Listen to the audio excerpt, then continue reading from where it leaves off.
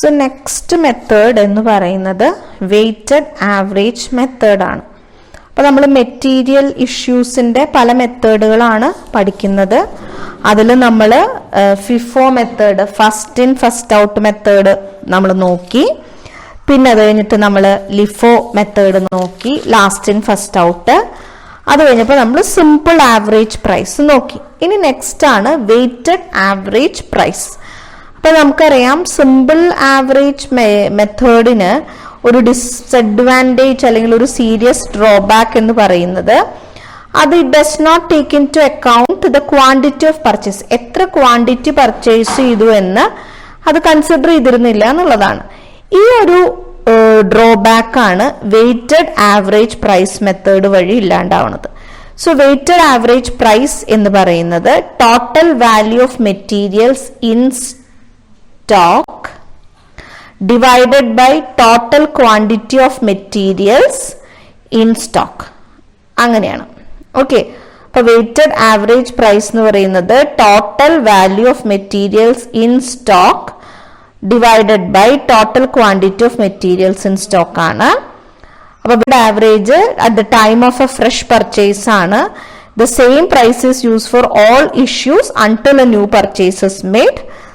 അപ്പോൾ അതൊരു is calculated not at the time of issue but the time of purchase ആണ്. Quantity and price രണ്ടും consider ചെയ്യുന്നുണ്ട്. അപ്പൊ അതാണ് വെയ്റ്റഡ് ആവറേജ് പ്രൈസ് മെത്തേഡിന്റെ പ്രത്യേകത എന്ന് പറയുന്നത്. ഓക്കെ, ഇനി ഈ ഒരു വെയ്റ്റഡ് ആവറേജ് പ്രൈസ് മെത്തേഡിന്റെ അഡ്വാൻറ്റേജസ് എന്ന് പറഞ്ഞാൽ it smoothens the price fluctuation. Price fluctuations smoothen ചെയ്യും. Issue price is to be calculated only at the time of purchase. പർച്ചേസിന്റെ സമയത്ത് മാത്രം നമ്മൾ ഇഷ്യൂ പ്രൈസ് കാൽക്കുലേറ്റ് ചെയ്താൽ മതി. TDS കാൽക്കുലേഷനുകളില്ല. ഏറെക്കുറെ റിയലിസ്റ്റിക് ആയിട്ടുള്ള ഒരു വാല്യൂ ആണ് ക്ലോസിംഗ് സ്റ്റോക്കിന് നമുക്ക് ലഭിക്കുന്നത്. പ്രോപ്പർ വെയിറ്റേജ്, ക്വാണ്ടിറ്റി ഓഫ് പർച്ചേസസിന് പ്രോപ്പർ വെയിറ്റേജ് കൊടുക്കുന്നത് കൊണ്ട് തന്നെ it is a scientific method. Cost of material from production recovery, it recovers the cost of material from production. ഇതൊക്കെയാണ് ഇതിന്റെ അഡ്വാൻറ്റേജസ് എന്ന് പറയുന്നത്. അതായത് പ്രൈസ് ഫ്ലക്ച്വേഷൻസ് സ്മൂത്തൻ ചെയ്യും. ടൈം ഓഫ് പർച്ചേസിലാണ് നമ്മൾ ഇഷ്യൂ പ്രൈസ് കാൽക്കുലേറ്റ് ചെയ്യുന്നത്. TDS ആയിട്ടുള്ള കാൽക്കുലേഷൻസ് ഇല്ല.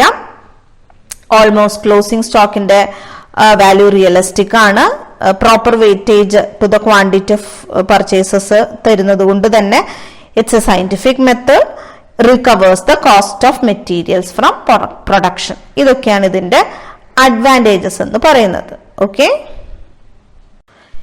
ഇനി ഡിസഡ്വാൻറ്റേജസ് എന്ന് പറഞ്ഞു കഴിഞ്ഞാൽ material cost does not represent actual cost price. Actual cost പ്രൈസിനെ റെപ്രസെന്റ് ചെയ്യുന്നില്ല മെറ്റീരിയൽ കോസ്റ്റ്. കറന്റ് മാർക്കറ്റ് പ്രൈസിനെയും റിഫ്ലക്ട് ചെയ്യുന്നില്ല. പർച്ചേസ് ന്യൂമറസ് ആവുമ്പോൾ average is to be calculated at the time of each purchase. അതൊരു പ്രശ്നമാണ്. Weighted average price is to be calculated in 3 or 4 decimals to get correct results. Closing stock does not represent correct market value. അതായത് ശരിക്കും ഒന്നെങ്കിൽ actual price, അല്ലെങ്കിൽ market price, അല്ലെങ്കിൽ ആ current market value, ഇതെല്ലാം കൂടി കിട്ടുന്ന ഒരു മെത്തേഡ് ആക്ച്വലി ഇല്ല. അപ്പൊ ഇതിൽ does not represent actual cost price, market പ്രൈസിനെയും റിഫ്ലക്ട് ചെയ്യുന്നില്ല. ഒരുപാട് പർച്ചേസസ് ഉണ്ടാവുന്ന സമയത്ത് നമ്മൾ ഈച്ച് പർച്ചേസിന്റെ ടൈമിലും ആവറേജ് കാൽക്കുലേറ്റ് ചെയ്യണം. Weighted average price 3 or 4 decimals calculate ചെയ്താലേ നമുക്കൊരു അപ്രോക്സിമേറ്റ് റിസൾട്ട് കിട്ടുള്ളൂ. ക്ലോസിംഗ് സ്റ്റോക്ക് എന്ന് പറയുന്നത് കറന്റ് മാർക്കറ്റ് വാല്യൂവിനെ അല്ല റെപ്രസെന്റ് ചെയ്യുന്നത്. ഇതൊക്കെയാണ് ഇതിൻ്റെതായിട്ടുള്ള ഡിസഡ്വാൻറ്റേജസ് എന്ന് പറയുന്നത്. ഇനി നമുക്ക് വെയ്റ്റഡ് ആവറേജ് പ്രൈസ് വെച്ചിട്ടുള്ളൊരു പ്രോബ്ലം ചെയ്തു നോക്കാം. നമ്മൾ മുമ്പത്തെ മെത്തേഡ് തന്നെയാണ്. നമ്മൾ കുറച്ച് ട്രാൻസാക്ഷൻ തന്നിരിക്കുകയാണ്. January 1, 2020 opening stock 500 units at 12 rupees each ആണ്. 2-ാം തീയതി purchased 300 units at rupees 13 each. 5-ാം തീയതി ഇഷ്യൂ ചെയ്തു 400 units. പിന്നെ വീണ്ടും 10-ാം തീയതി പർച്ചേസ് ചെയ്തു 1000 units at 15 each. 15th issue ചെയ്തു 500 units. 20th ഇഷ്യൂ ചെയ്തു 200 units. 25 പർച്ചേസ് ചെയ്തു 600 യൂണിറ്റ്സ് അറ്റ് 16 ഈച്ച്. 27 ഇഷ്യൂ ചെയ്തു 500 യൂണിറ്റ്സ്.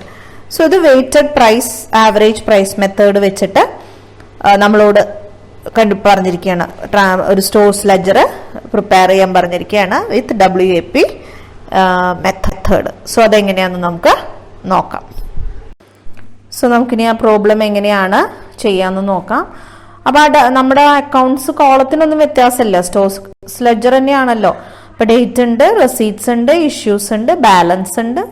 ഇപ്പോൾ ക്വാണ്ടിറ്റി ഉണ്ട്, റേറ്റ് ഉണ്ട്, എമൗണ്ട് ഉണ്ട്, അതുപോലെ തന്നെ എല്ലാത്തിലും. ഓക്കെ.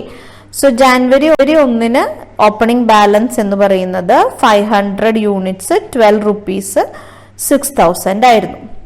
ജാനുവരി 2 300 യൂണിറ്റ്സ് 13 പ്രൈസിന് 3,900 അങ്ങനെ നമ്മൾ പർച്ചേസ് ചെയ്തു. അപ്പോൾ ഇങ്ങനെ ഒരു പർച്ചേസ് വരുമ്പോഴാണ് നമ്മൾ വെയ്റ്റഡ് ആവറേജ് കണ്ടുപിടിക്കുക എന്ന് പറഞ്ഞു. അപ്പോൾ ഇപ്പോൾ ടോട്ടൽ എത്ര ഉണ്ടാവും? അതായത് ഓൾറെഡി 6,000 ഉണ്ട്, അതിൻ്റെ കൂടെ 3,900 കൂടി കൂട്ടിയപ്പോൾ 9,900. 500 ക്വാണ്ടിറ്റി 500 പ്ലസ് 300 800. സോ ഇനി നമ്മളുടെ റേറ്റ് എത്രയായിരിക്കണം? വെയ്റ്റഡ് ആവറേജ് പ്രൈസ് ആണ്. എങ്ങനെ വെയ്റ്റഡ് ആവറേജ് കണ്ടുപിടിക്കുക വെച്ചാൽ 9,900 ഡിവൈഡഡ് ബൈ 800, അത് 12.375 എന്ന് ആയി. ഇനി അത് കഴിഞ്ഞിട്ട് 5-ാം തീയതി എന്തുണ്ടായി? 5-ാം തീയതി ഇഷ്യൂ ഉണ്ടായി 400 യൂണിറ്റ്സ്. ഇപ്പൊ 400 യൂണിറ്റ്സ് ആണ്. എത്ര പ്രൈസിന് ഇഷ്യൂ ചെയ്യണം? 12.375. അപ്പൊ അത് 4950 എന്ന് വരും. അപ്പൊ 800 400 പോയപ്പോ 400, നമുക്ക് 9,900 4950, അപ്പോൾ 4,950 തന്നെ. അവിടെ റേറ്റ് വ്യത്യാസമില്ലല്ലോ, 12.375 തന്നെയാണ്. സോ 4950. ഇനി 10-ാം തീയതി വീണ്ടും എന്ത് സംഭവിച്ചു? 10-ാം തീയതി വീണ്ടും പർച്ചേസ് വന്നു 1000 15 15,000. അപ്പൊ നമുക്കറിയാം നമുക്ക് എന്ത് ചെയ്യണം? Average price, weighted average price കാണണം. അപ്പൊ 400 ഉണ്ട്, അതിന്റെ കൂടെ 1000 ആഡ് ചെയ്തപ്പോ 1400. ഇനി 4,950 ഉണ്ട്, അതിന്റെ കൂടെ 15,000 ആഡ് ചെയ്തപ്പോ 19,950. സോ വെയ്റ്റഡ് ആവറേജ് പ്രൈസ് എന്ന് പറയുന്നത് 19,950 ഡിവൈഡഡ് ബൈ 1,400, അപ്പോൾ 14.25. ഇത്രയും വരെ ക്ലിയർ ആയില്ലേ? ഓക്കെ. ഇനി നമുക്ക് അടുത്ത് നോക്കാം. സോ നെക്സ്റ്റ് പറയുന്നത് 15-ാം തീയതി ഇഷ്യൂ ഉണ്ടായി 500 യൂണിറ്റ്സിന്റെ. ഓക്കെ. അപ്പൊ നമുക്കറിയാം, അപ്പൊ പ്രൈസ് എത്രയാണ്? 14.25 ആണ്. സോ 71,125 ആണ്. സോ ബാലൻസ് എത്ര വരും? 1,400 500 പോയാൽ 900 വരും. പിന്നെ പ്രൈസ് നമുക്കറിയാം 14.25 ആണ്. So total 900 into 14.25 12,825. അത് കഴിഞ്ഞ് 20-ാം തീയതി ആയപ്പോൾ വീണ്ടും ഒരു 200 ഇഷ്യൂ ചെയ്തു നമ്മൾ. അപ്പോൾ അതും 14.25 തന്നെ. സോ 200 ഇൻറ്റു 14.25 അപ്പോൾ 2,850. അപ്പൊ ഇനി എത്ര ബാലൻസ് വരും? 900 200 പോകുമ്പോൾ 700.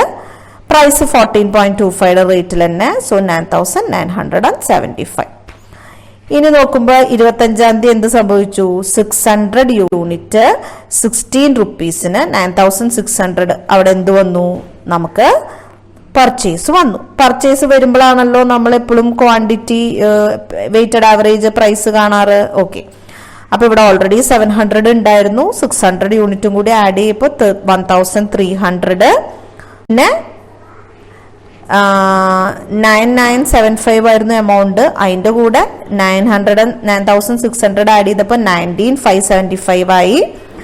ഇനി അവിടുത്തെ വെയ്റ്റഡ് ആവറേജ് പ്രൈസ് എന്ന് പറയുമ്പോൾ 19,575 ഡിവൈഡഡ് ബൈ 1,300, അപ്പോൾ 15.058 എന്ന് വന്നു.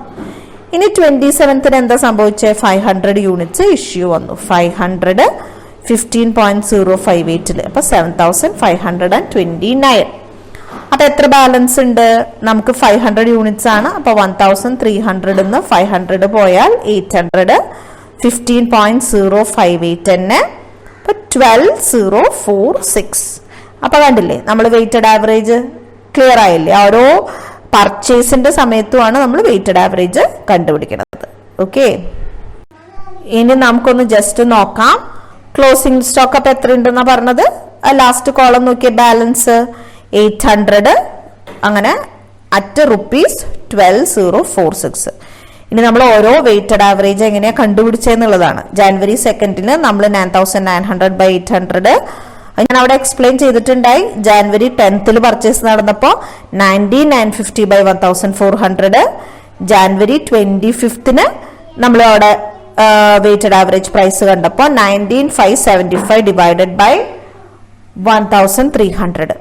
ക്ലിയർ? അപ്പൊ അങ്ങനെ 12.375, 14.25, 15.058 എന്ന് നമുക്ക് കിട്ടി. So that's it. ഇനി നമ്മൾ ഇത്രതു നേരം നമ്മൾ സ്റ്റോഴ്സ് ലെഡ്ജർ പ്രിപ്പയർ ചെയ്യുന്ന പല മെത്തേഡുകൾ, എന്തെല്ലാം പ്രൈസിങ് മെത്തേഡുകൾ നോക്കി. നമ്മൾ ലിഫോ, ഫിഫോ നോക്കി, സിമ്പിൾ ആവറേജ് നോക്കി, വെയിറ്റഡ് ആവറേജ് പ്രൈസ് നോക്കി. അപ്പം ഇതിൻ്റെയൊക്കെ പ്രോബ്ലംസ് നമ്മൾ ചെയ്തപ്പോൾ മറ്റൊന്നുമില്ല, പർച്ചേസും ഇഷ്യൂസും മാത്രമേ ഉള്ളൂ. പക്ഷെ അങ്ങനെ മാത്രമല്ല, ശരിക്കൊരു സ്റ്റോർ ആവുമ്പോൾ പ്രൊഡക്ഷൻ ഡിപ്പാർട്ട്മെന്റിൽ നിന്ന് റിട്ടേൺ ഓഫ് മെറ്റീരിയൽസ് വരാം സ്റ്റോറിലേക്ക്. ചിലപ്പോൾ return of material to suppliers അല്ലെങ്കിൽ വെൻഡേഴ്സ് വരാം. ചിലപ്പോൾ ഷോർട്ടേജും സർപ്ലസും വരാം. സോ ഇതൊക്കെ എങ്ങനെ ട്രീറ്റ് ചെയ്യണം? കാരണം ഇതൊക്കെ നമുക്കറിയാലോ, ഇതൊക്കെ അക്കൗണ്ടിങ്ങിൽ രേഖപ്പെടുത്തണം. സോ ഇഷ്യൂ ആയിട്ടാണോ, അത് റിസീറ്റ് ആയിട്ടാണോ, എന്ത് പ്രൈസ് ആയിട്ടാണ്, ഇങ്ങനെയുള്ള കാര്യങ്ങളുള്ള അഡ്ജസ്റ്റ്മെന്റ്സ് ആണ് അപ്പോൾ നമ്മളിനി നോക്കുന്നത്. അപ്പൊ അതിൽ ആദ്യത്തേതാണ് pricing of return of materials to store. Stores production ഡിപ്പാർട്ട്മെന്റിലേക്കാണല്ലോ നമ്മൾ ഈ മെറ്റീരിയൽസ് ഒക്കെ കൊണ്ടുപോവുക, പ്രൊഡക്റ്റ് പ്രൊഡ്യൂസ് ചെയ്യാൻ. അങ്ങനെ materials once issue to the production department ചിലപ്പോൾ അവർ തിരിച്ച് സ്റ്റോറിലേക്ക് കൊണ്ടുവരാം. പല റീസൺസ് ആയിരിക്കാം. അപ്പൊ നെസസറി അഡ്ജസ്റ്റ്മെന്റ് സ്റ്റോർസ് ലെഡ്ജറിൽ അങ്ങനത്തെ കേസിൽ ആവശ്യമുണ്ട്. അപ്പൊ നമ്മൾ നോർമലി 2 ആണ് നോക്കാറ്. അതിൽ ആദ്യം പറയുന്ന മെത്തേഡാണ് നമ്മൾ പ്രാക്ടിക്കലി ഉപയോഗിക്കാറുള്ളൂ. അത് ജസ്റ്റ് പറയുന്നു എന്ന് മാത്രം. Materials returned to the stores are valued at the original price at which they were issued.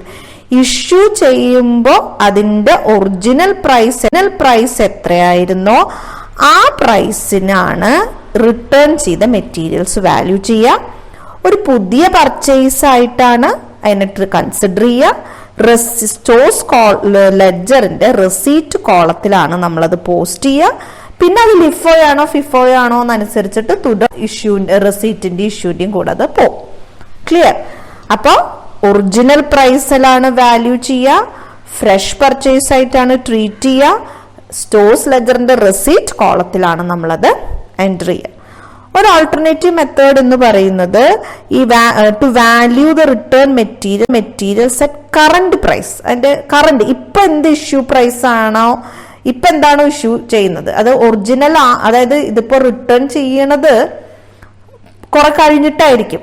അപ്പൊ അപ്പോഴത്തെ ഇഷ്യൂ പ്രൈസ് എന്താണോ എന്ന് ഇതിന് അനുസരിച്ചിട്ട് ഈ material what was the current issue price, original issue പ്രൈസിന് പകരം കറന്റ് ഇഷ്യൂ പ്രൈസ് വെച്ചിട്ട് വാല്യൂ ചെയ്യുക എന്നുള്ള ഒരു ഓൾട്ടർനേറ്റീവ് മെത്തേഡ് ഉണ്ട്. അത്ര പോപ്പുലർ അല്ല, as it will necessitate adjustment to be made for the difference between. അപ്പൊ അത് അങ്ങനെ ചെയ്യുമ്പോൾ ഒറിജിനൽ ഇഷ്യൂ പ്രൈസിന്റെയും കറന്റിന്റെയും ഡിഫറൻസിനുള്ള അഡ്ജസ്റ്റ്മെന്റും കൂടി ചെയ്യേണ്ടി വരും എന്നുള്ളത് കൊണ്ട് നോർമലി ആ മെത്തേഡ് ഫോളോ ചെയ്യണം. അപ്പൊ ആ മെത്തേഡ് ഫോളോ ചെയ്തിട്ട് അറിഞ്ഞാൽ മതി. നോർമലി നമ്മൾ ഇങ്ങനെ ആലോചിക്കുക, return of materials from the production department to the stores എന്ന് ക്വസ്റ്റ്യനിൽ ഉണ്ടെങ്കിൽ value that at the original price at which they were issued earlier. മുമ്പ് ഇഷ്യൂ ചെയ്തപ്പോൾ എത്ര പ്രൈസിനാണോ ഇഷ്യൂ ചെയ്തത് ആ പ്രൈസിന് തന്നെ ഇത് റിട്ടേൺ വരുമ്പോഴും വാല്യൂ ചെയ്യുക, ഫ്രഷ് പർച്ചേസ് ആയിട്ട് ട്രീറ്റ് ചെയ്യുക. റെസീറ്റ് കോളം, സ്റ്റോർസ് ലെഡ്ജറിന്റെ റെസീറ്റ് കോളത്തിൽ നമ്മൾ ആഡ് ചെയ്യുക. റിട്ടേൺ ഓഫ് മെറ്റീരിയൽസ് ടു സ്റ്റോഴ്സിനെ നമ്മൾ പ്രൈസ് ചെയ്യുന്നത്. അപ്പൊ ഇതൊരു അഡ്ജസ്റ്റ്മെന്റ് ആണ്. ഇനി next pricing of return of material to vendor. നമുക്കറിയാം നമ്മൾ റോ മെറ്റീരിയൽസ് ഏതെങ്കിലും ഒരു സപ്ലയറിന്റെ കയ്യിൽ നിന്നാണ് വാങ്ങിക്കുന്നത്. സംടൈംസ് ഇങ്ങനെ കിട്ടുന്ന മെറ്റീരിയൽസ് ഡിഫക്റ്റീവോ സബ്സ്റ്റാൻഡേർഡോ ആകും. സാധാരണ ഇതിന്റെ ഡിഫക്ട്സ് ഇമ്മീഡിയറ്റ്ലി റിസീവ് ചെയ്യുമ്പോൾ തന്നെ ഡിഫക്ട്സ് നോട്ട് ചെയ്യുകയും മെറ്റീരിയൽസ് സ്ട്രെയിറ്റ് അവേ റിട്ടേൺ ചെയ്യുകയുമാണ് ചെയ്യുക. സ്റ്റോക്കിലേക്ക് എടുക്കാൻ പതിവില്ല. പക്ഷെ suppose if defects are noticed after taking the materials into സ്റ്റോക്കിലേക്ക് എടുത്ത് കഴിഞ്ഞതിന് ശേഷമാണ് ഡിഫക്റ്റീവായിട്ട് കാണുന്നതെങ്കിൽ നമ്മൾ ചെയ്യേണ്ട അഡ്ജസ്റ്റ്മെന്റ് ആണ്. If the materials have not been issued, ഇതുവരെയായിട്ടും ഇഷ്യൂ ചെയ്തിട്ടില്ല, ആർ ഇൻ സ്റ്റിൽ സ്റ്റോക്ക് ആണ്, അത് നമ്മൾ issue column of the stores ലെഡ്ജറിൽ അതിന്റെ ഒറിജിനൽ പ്രൈസിൽ എഴുതും. പക്ഷെ ഇഫ് മെറ്റീരിയൽ ഇഷ്യൂ ചെയ്തിട്ടുണ്ടെങ്കിൽ, ചെയ്തു പോയി എങ്കിൽ issue column of the stores ലെഡ്ജറിൽ എഴുതും. ഏത് പ്രൈസിങ് മെത്തേഡാണോ ഉപയോഗിക്കുന്നത് അതനുസരിച്ചിട്ട് നമ്മൾ എഴുതും. പക്ഷെ അങ്ങനെയുള്ള കേസിൽ ആ കറന്റ് പ്രൈസും ഇഷ്യൂ പ്രൈസും, പർച്ചേസ് പ്രൈസും ഇഷ്യൂ പ്രൈസും തമ്മിലുള്ള ഡിഫറൻസ് ഒരു ഇൻവെന്ററി അഡ്ജസ്റ്റ്മെന്റ് അക്കൗണ്ട് ആയിട്ട് നമ്മൾ ഡിഫറൻസ് കാണിക്കണം എന്ന് മാത്രം. അപ്പോൾ ഒരിക്കലും വെൻഡേഴ്സിന് തിരിച്ചു കൊടുക്കേണ്ടത് നോർമലി സ്റ്റോക്കിൽ പെടാറില്ല. അഥവാ സ്റ്റോക്കിൽ പെട്ടാലും ഇതിൽ ആദ്യത്തെ മെത്തേഡിലാണ് നമ്മൾ ചെയ്യുക. നമ്മൾ സ്റ്റോക്കിൽ ഇഷ്യൂ ചെയ്തിട്ടില്ല, സ്റ്റിൽ ഇൻ സ്റ്റോക്ക് ആണെങ്കിൽ ഇഷ്യൂ കോളത്തിൽ ഒറിജിനൽ പ്രൈസ് ഓഫ് ദ പ്രൈസിലാണ് അത് നമ്മൾ എഴുതുക. ഇനി നമ്മൾ മെറ്റീരിയൽസ് ഓൾറെഡി ഇഷ്യൂ ചെയ്ത് പോയി എങ്കിലും നമ്മൾ എന്ത് ചെയ്യും, പ്രൈസ് നമ്മൾ അതിനെ ഇഷ്യൂ കോളത്തിലാണ് എഴുതുക. പക്ഷെ അത് ഏത് മെത്തേഡ് ഓഫ് പ്രൈസിംഗ് ആണോ, ലിഫോ ആണോ, ഫിഫോ ആണോ, വെയ്റ്റഡ് ആവറേജ് ആണോ, സിമ്പിൾ പ്രൈസ് ആണോ, what ever B the method, ആ മെത്തേഡ് അനുസരിച്ചിട്ടാണ് നമ്മൾ ചെയ്യുക. പക്ഷെ ആ ഒരു ഡിഫറൻസ്, പർച്ചേസ് പ്രൈസും ഇഷ്യൂ പ്രൈസും തമ്മിലുള്ള ഡിഫറൻസ് നമ്മളൊരു ഇൻവെന്ററി അഡ്ജസ്റ്റ്മെന്റ് അക്കൗണ്ടിൽ കാണിക്കണം എന്ന് മാത്രം. സോ ഇതാണ് pricing of materials return to the vendor വരിക. ഇനി നെക്സ്റ്റ് അഡ്ജസ്റ്റ്മെന്റ് എന്ന് പറയുന്നത് ട്രീറ്റ്മെന്റ് ഓഫ് ഷോർട്ടേജ് അല്ലെങ്കിൽ സർപ്ലസ് എന്നാണ്. നമ്മൾ സ്റ്റോക്കിനെ ഫിസിക്കൽ വെരിഫിക്കേഷൻ ചെയ്യുമ്പോൾ ചിലപ്പോൾ shortage or surplus of materials കാണാനായിട്ട് പറ്റും. അത് ആക്ച്വൽ സ്റ്റോക്ക് എന്ന് പറയുന്നത് may be less than or more than the balance show. നമ്മൾ എല്ലാ സ്റ്റോഴ്സ് ലെഡ്ജറിൽ ഏത് മെത്തേഡ് വെച്ചിട്ടാണ് പ്രൈസിംഗ് മെത്തേഡ് യൂസ് ചെയ്താലും എല്ലാത്തിലും നമ്മളൊരു ബാലൻസ് കാണിക്കുന്നുണ്ട് സ്റ്റോഴ്സ് ലെഡ്ജറിൽ. ആ ബാലൻസും ആക്ച്വൽ സ്റ്റോക്കും തമ്മിൽ may be less or more. Less ആണെങ്കിൽ ഷോർട്ടേജ് എന്നും മോർ ആണെങ്കിൽ സർപ്ലസ് എന്നും പറയും. അത് നമ്മൾ അഡ്ജസ്റ്റ് ചെയ്യണം. ആ ഒരു ഷോർട്ടേജ് ഓർ സർപ്ലസ് നമ്മൾ അഡ്ജസ്റ്റ് ചെയ്യണം. ഷോർട്ടേജ് ആണെങ്കിൽ ഇഷ്യൂ കോളം, സ്റ്റോഴ്സ് ലെഡ്ജറിന്റെ ഇഷ്യൂ കോളത്തിൽ ഏത് മെത്തേഡ് ഓഫ് പ്രൈസിംഗ് വെച്ചിട്ടാണോ നമ്മൾ സ്റ്റോഴ്സ് ലെഡ്ജർ പ്രിപ്പയർ ചെയ്യുന്നത് അതനുസരിച്ച് എൻട്രി ചെയ്യുക.